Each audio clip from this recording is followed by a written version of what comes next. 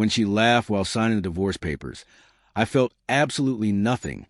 No grief, no anger, just a strange stillness like the calm before a storm. Melissa and I had been married for 7 years. On the surface, our life looked stable enough. Vacations twice a year, warm smiles at family dinners, and affectionate gestures in public that seemed genuine. But behind closed doors, the distance between us grew wider each night. Conversations faded into polite silence. She kept her phone close, as if it held secrets she couldn't risk exposing. I'd known for months she was cheating. I didn't confront her immediately.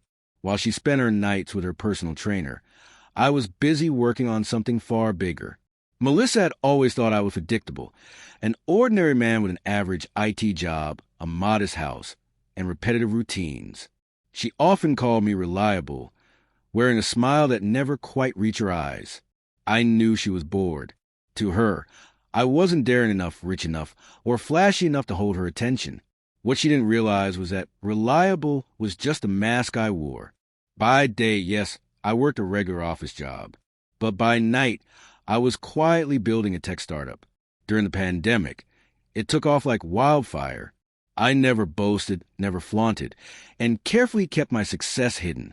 I funneled every dollar back into the business, sheltered it under a holding company, and made sure nothing linked back to me personally. By the time Melissa smugly handed me divorce papers, my net worth had climbed to nearly $12 million. I think we both know this is for the best, she said casually, sipping a green smoothie like we were chatting about weekend plans.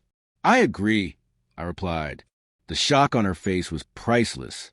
She had expected anger, tears, or desperate pleas.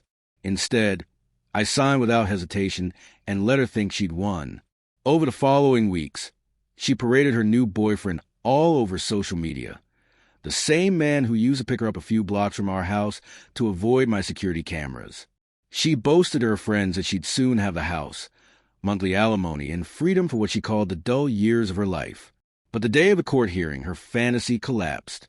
She strutted in, dressed to impress, hair styled to perfection, her expression dripping with confidence. She even winked at me across the courtroom, as if we were sharing some inside joke.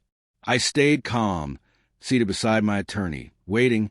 When the judge asked for financial disclosures, Melissa straightened in her chair, eager to pounce. Her lawyer stood.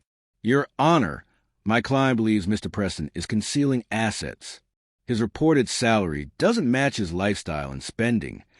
The judge adjusted his glasses and opened the folder I had submitted.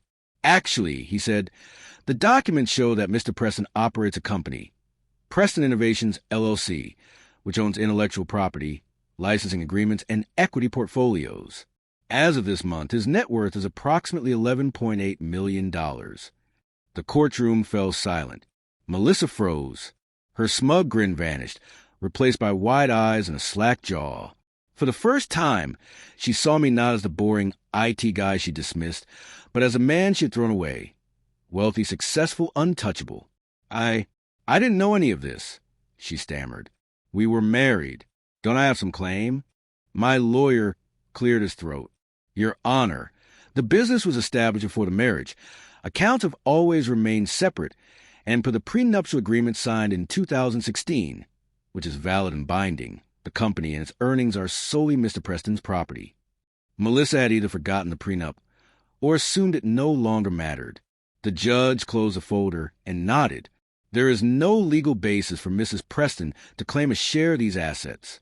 Division will apply only to marital property acquired jointly. That included the house, purchased and maintained by me long before the marriage, which meant she had no rights to it." Melissa turned toward me, her eyes pleading now. "But we were together for 7 years. "Yes," I said evenly. "And through most of those years, I was loyal, patient, and quietly building a future you never noticed." Before she could respond, the judge moved on. 10 minutes later, it was over. She left with nothing. No house, no spousal support. Only her car and half of the checking account, which barely covered a couple months of rent. I walked out without looking back. That night, I poured a glass of whiskey, stepped onto my balcony, and finally allowed myself to smile. Melissa thought she'd won, that she'd walk away with comfort and security. Instead, she collided headfirst with consequences, blinded by her arrogance. Now, she sees my company on the news, hears me on podcasts, and watches me appear the woman I'm with now. Someone who values me not just as reliable, but as strong, sharp, and worth building a future alongside. Sometimes the sweetest revenge doesn't come from anger or destruction. It comes from silence, from success, from watching the one who underestimated you realize, too late, what they lost.